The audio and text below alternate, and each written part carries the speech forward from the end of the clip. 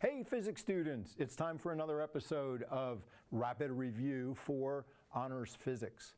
Today our topic is sound measurement. How do we quantify aspects of sound that we've learned about? Our first interesting measurement will be sound pressure level. You can measure sound pressure level with a sound pressure level meter. So this is an app that I have on my phone. It's made by a company called Studio 6, and they call the name of that app SPL meter, sound pressure level meter. I have a picture of it here on the slide. I'm reading, looks like 72.3 dB at the moment on this picture where I grabbed the screenshot. And dB means decibels. You would call that decibels. You would write it one of those two ways that I underlined. That's the unit of how loud a sound is. So you could measure that in different locations. I could measure it in the studio here, more on that in a minute. But some students went around our building at our school and found the quietest spot they could find was a technology shop backstage behind the stage in a very sound isolated area. That's pretty quiet, 35 dB sound pressure level, pretty quiet. The loudest a student found, another group of students found that the gym was, get this, 94 decibels sound pressure level. That is very loud. That's pretty loud. I wouldn't be comfortable hanging out in that room for a long time. Now, I made measurements myself, including my classroom, but the interesting bit of sound pressure level that came up super recently was this very studio. So in another episode, you might remember my mentioning we had air conditioning technicians walking around on the roof, and that turned out to not disrupt too much of our shoot. But it turned out that air conditioning technicians need to test their work, and when they do, it runs a lot of air conditioning in the studio that is normally not running while we're shooting. And interestingly, I had a chance to measure, our normal shoot background is 28 dB sound pressure level, which is pretty quiet.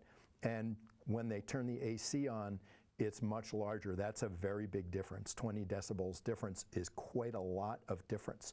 So this helps me to appreciate the diligence of our technology team here at Westford Community Access Television to keeping the air conditioning turned off while we're shooting so that you don't have a lot of background noise when you're watching.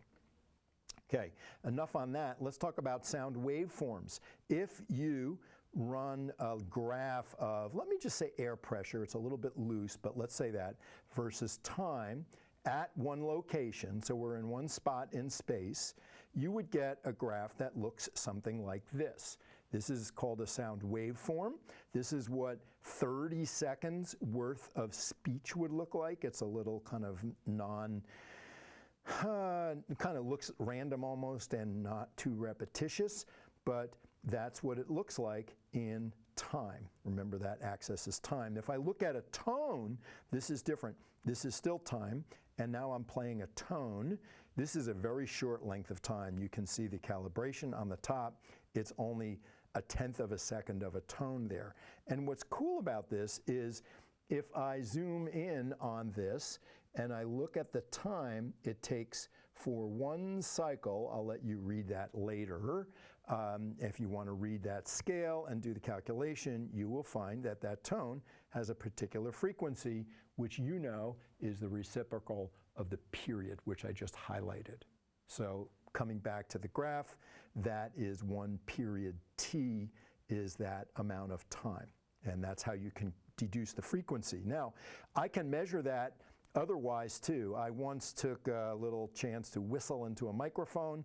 The microphone I used was attached to a graphing function. You may have used these in class by a company called Vernier, which I highly recommend.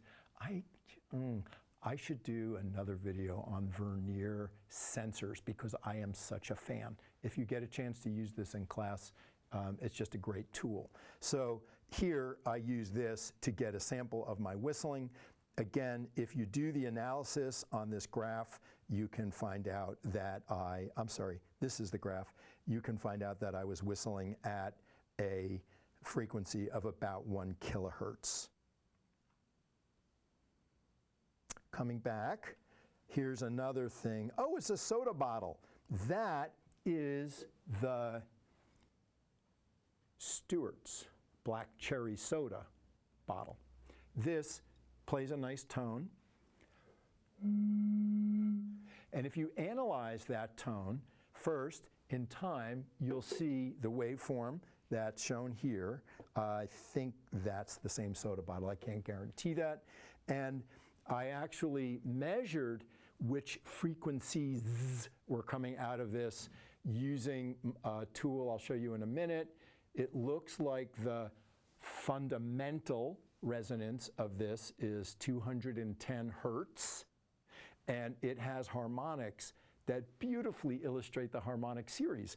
420 hertz, 630 hertz. I wrote them on the bottom of my bottle for reference. So how did I know that?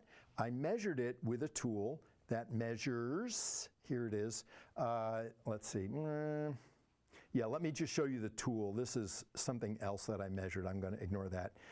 But the tool shows frequency on one axis, that's the bottom, and it shows energy on the other. And you can see there's a big burst of energy on this item that I measured. It looks like the big burst of energy was at 142 hertz for that item that I measured.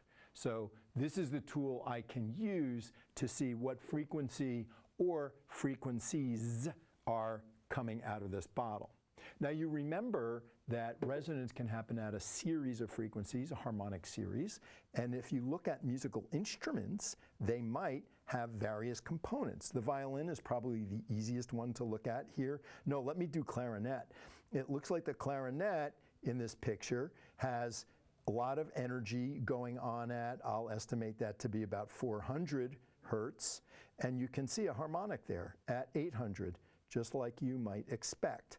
I wouldn't be surprised if there's one at 1200. Oh, there it is, right? So this graph here that shows how much energy is at a particular frequency tells you how the whole sound is made up, all of the bits that add up to make the sound. And that's what makes a clarinet sound like a clarinet, because it adds up differently in different proportions than, say, a piano or a violin or whatnot. Okay?